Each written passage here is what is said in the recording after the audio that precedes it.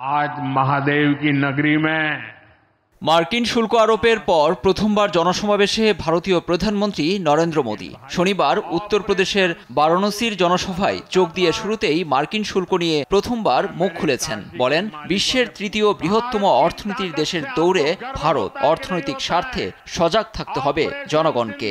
भारत भी दुनिया की तीसरी सबसे बड़ी अर्थव्यवस्था बनने जा रहा है,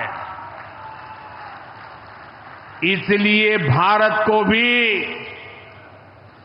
अपने आर्थिक हितों को लेकर सजग रहना ही है।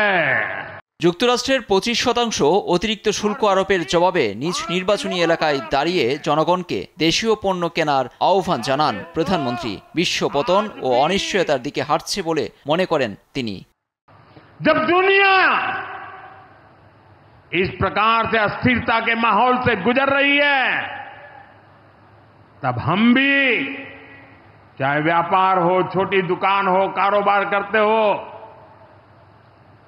अब हम हमारे यहां से सिर्फ और सिर्फ स्वदेशी माल ही बेचेंगे। জনসভায় কাশ্মীরের পেহেলগামে হামলার প্রসঙ্গে তোলেন ভারতীয় প্রধানমন্ত্রী ও বিজেপি নেতা।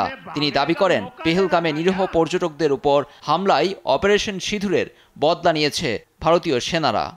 इन्हें ऑपरेशन सिंदूर के नाम पर परेशानी हो रही है। मैं इन लोगों को काशी की धरती से कहना चाहता हूं,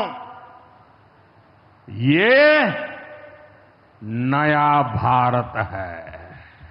প্রতিবেশী পাকিস্তানকে ইঙ্গিত করে মোদি হুঙ্কার ছেড়ে আরো বলেন, ভবিষ্যতে সন্ত্রাসী হামলার পুনরাবৃত্তি ঘটলে অকল্পনীয় জবাব দেখবে বিশ্ব। ऑपरेशन सिंदूर লুৎফর কবির, নিউজ ডেস্ক, দেশ টিভি। भारत के